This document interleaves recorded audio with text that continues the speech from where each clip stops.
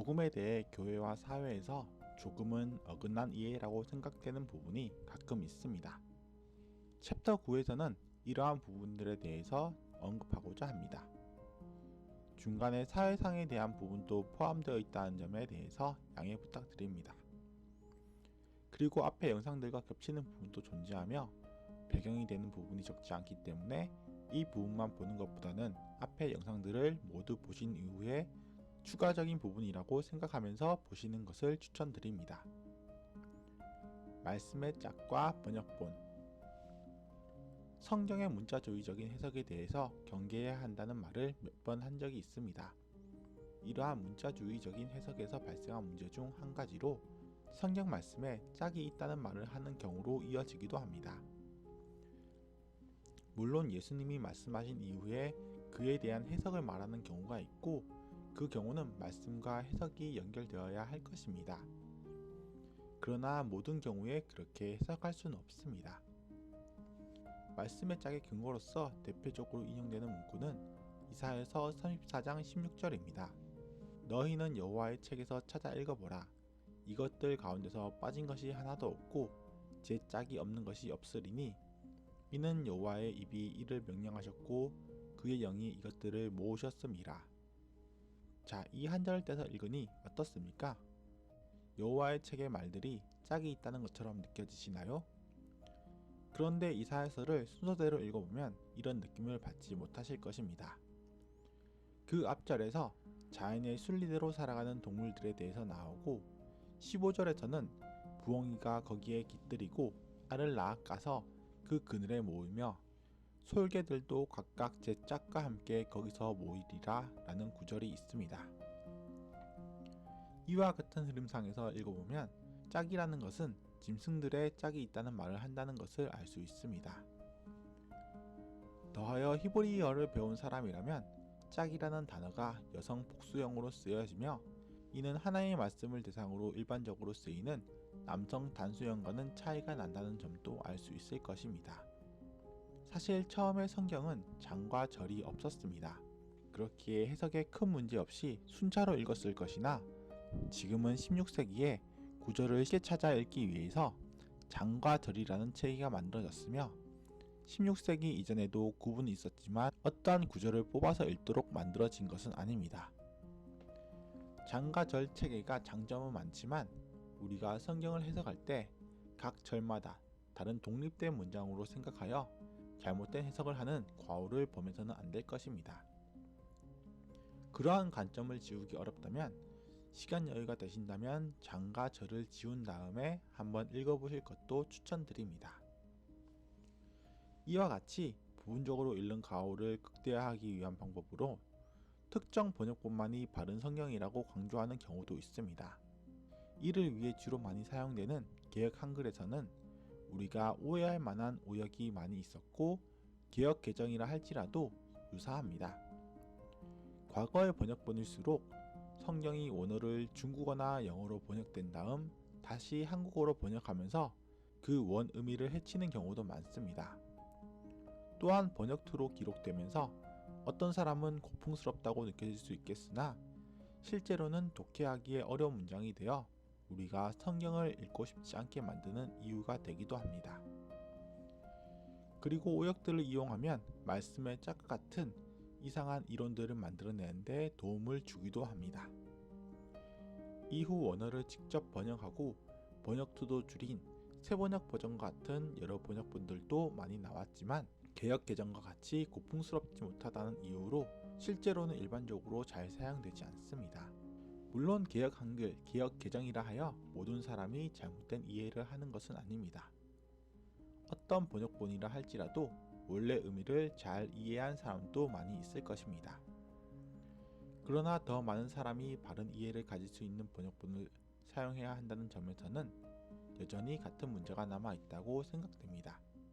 말씀 점과 축복. 바이블 코드란 것을 들어보셨는지 모르겠습니다. 예수를 믿고 얼마 되지 않아 기독교에 한창 궁금한 게 많아서 도서관에서 각종 책을 빌려서 읽을 때 본 이단적인 주장 중 하나인데 모세오경의 책에는 히브리어가 일정한 간격으로 적혀 있으며 그와 같이 적혀 있는 것에는 이유가 있다고 말합니다. 그 이유를 글자를 일부분 떼어보거나 세로, 대각선 등으로 읽으면 어떠한 단어가 나오고 이러한 단어들이 지금의 각종 대형 사건 사고를 예언하고 있다고 말합니다. 마치 말씀으로 점치는 것 같은 모습이라고 할 수 있습니다. 이와 같은 모습으로서 우리 가까이에서는 말씀 뽑기가 있습니다. 한국에 있는 독특한 예배 중 하나인 송구영신 예배에서 주로 행해지는 것인데 그 안에서는 축복을 의미하는 내용을 위주로 만들어지는 기복적이며 상업적인 형태 중의 하나입니다. 앞선 영상에서 오직 성경이라는 말은 곧 전체 성경이라는 말이라고 하였습니다. 그처럼 성경의 축복의 말만큼이나 성경에서 말하는 하나님의 경고의 말씀도 중요합니다. 우리가 바른 신앙을 가지기 위해서는 축복을 얼마나 받았는지가 아니라 얼마나 하나님의 성품을 바르게 전하는지가 중요하기 때문입니다. 이 말이 사실이 아닐 거라고 믿지만 신학교에서는 처음 개척할 때는 3년간은 오직 축복의 말씀만을 해야 한다는 말이 있다고 들었습니다.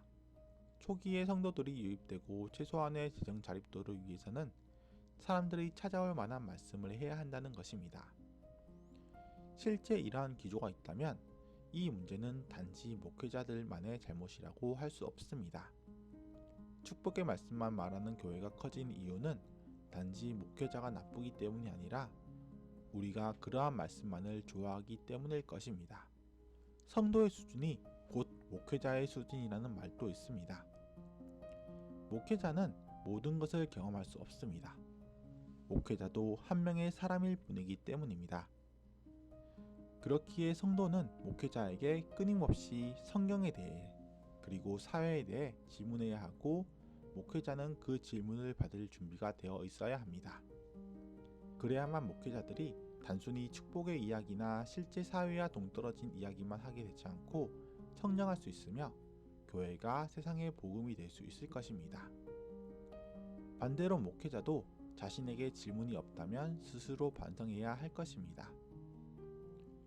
단지 목회자의 결정은 영적인 것이니 무조건 순종해야 한다는 말을 하며 그 내용이 하나님의 사랑과 공의가 아니라 교회의 조직체계 아래에서 지위와 권위에 의한 것과 다르지 않다면 세상 사회와 다를 것이 무엇이 있겠습니까?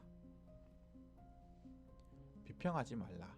어떤 잘못도 우리는 잘못된 사실에 대해 지적을 할 때 마태복음 7장 1절에 비판을 받지 아니하려거든 비판하지 말라는 말을 많이 인용합니다. 그러한 구절을 실제로는 교회 내부에서 문제를 적당히 넘어가기 위해서 더 많이 사용하는 것 같아 아쉽습니다.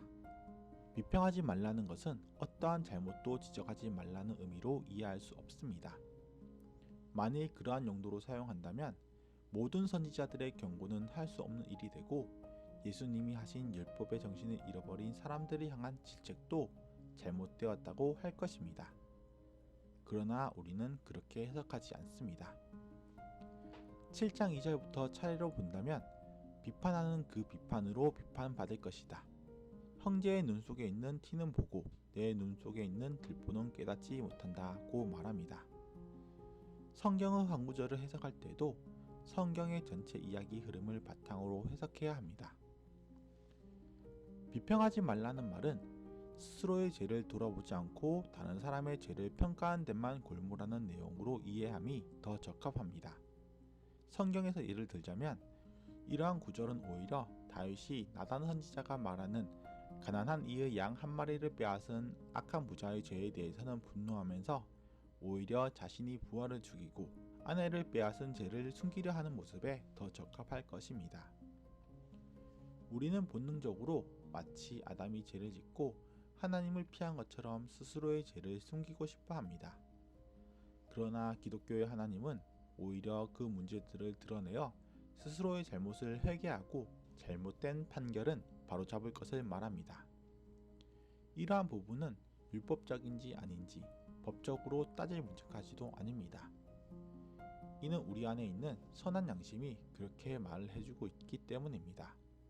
부디 굽은 곳은 곱게 하는 기독교이길 바랍니다. 가계 저주론 앞의 내용에서 말한 축복을 너무 중시하는 경우, 특히 세상의 가치를 축복과 동일시하는 과정에서 매사를 축복과 저주로 목매어서 해석하려는 사람들이 발생합니다. 사실 모든 경우 인과관계를 설명하기에는 어려운 부분들이 발생하는데, 이 경우까지 인과관계를 끼워 맞춰 말하기 위해서 다음 세대까지 확장하여 가계 저주론으로 이어지기도 합니다. 죄나 복이 대를 타고 흐른다는 입장인데, 지금 있는 문제나 복에 대한 설명이 어려운 경우 조상으로부터, 가계로부터 온 것이라는 내용입니다. 우리가 무언가 헌신을 하고 받아야 된다고 생각하는 세상적인 축복이 실제 나타나지 않으면 앞선 세대의 저주가 이어진 것이며, 지금 자신의 노력은 다음 세대에서 축복으로 나타난다고 여깁니다. 성경의 출애굽기에서는 하나님을 따르면 1000대, 또 다른 번역에서는 수천대까지 복을 받고 따르지 않으면 3, 4대까지 저주를 받는다는 말과, 창세기에서 아브라함이 지은 죄를 이삭도 짓는 것처럼 부모와 동일해 보이는 죄를 짓는 것 같은 모습으로 이에 대한 근거를 삼습니다. 만일 어떤 사람이 믿음으로 1000대의 축복을 받는데 그 다음 사람이 믿지 않음으로 3, 4대의 저주를 받으면 그 사람은 저주받은 사람일까요? 축복받은 사람일까요? 1000대, 3, 4대라는 의미는 그 숫자가 중요한 것이 아닙니다. 1000대 또는 수천대라는 의미는 영원한 축복을 받는 것을 의미하며, 3, 4대의 저주는 노하기를 더디하심으로 바로 그 형벌을 모두 가하지 않으심과 결국 하나님을 따르지 않는다면 결국 죽음 가운데 놓이는 것을 말합니다. 이는 우리가 받을 세상의 가치에 대한 말이 아니라 하나님의 성품에 대한 이야기로 생각할 수 있습니다. 그리고 부모가 악했다고 자녀가 항상 악하고, 부모가 의로웠다고 자녀들이 항상 의로운 것은 아닙니다. 부모가 의로웠다고 해도 자녀 때의 악행으로 인해 심판을 받는 것은 쉽게 볼 수 있습니다. 에스겔 18장 2절에서 3절처럼 아비가 신포도를 먹었으므로 아들도 입이 시다고 하지 못할 것입니다. 기도의 열매, 하나님의 열매. 가끔 사용하는 말로 기도의 열매라는 말이 있습니다. 그러한 말도 전혀 성경적이라고 말할 수 없으며 가계 저주론의 연장선에 있다고 할 수 있습니다. 한국의 토속신앙과 기복주의적인 신앙이 결합되어 기독교 신앙을 수행하는 종교로 만들고 그 수행으로 얻는 결과로 복을 받는 것처럼 여기는 경우가 많이 있습니다.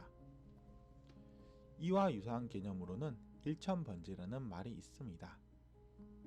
일천번제라는 말은 솔로몬이 국가적인 제사로서 1000마리의 소를 불태워 제사를 드렸다는 말을 짧게 적은 것인데, 이를 다르게 해석하여 숫자로 1000번의 예배를 드린다는 것으로 이해하는 형태입니다.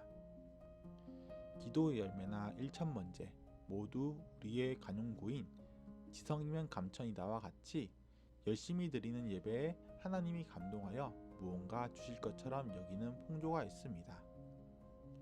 이러한 공로주의적인 행태는 이로써 하나님을 위한다는 의미보다는 자신의 기복적인 신앙의 의미가 강합니다. 교회에서는 조지 뮬러 이야기가 유명합니다. 우리는 조지 뮬러가 모든 기도에 응답받았다는 사실에 주목합니다. 그리고 그 응답을 위해서 믿음을 스스로 높이고 더 오래 또 열심히 기도해야 한다는 다른 방향으로 나갈 때가 있습니다.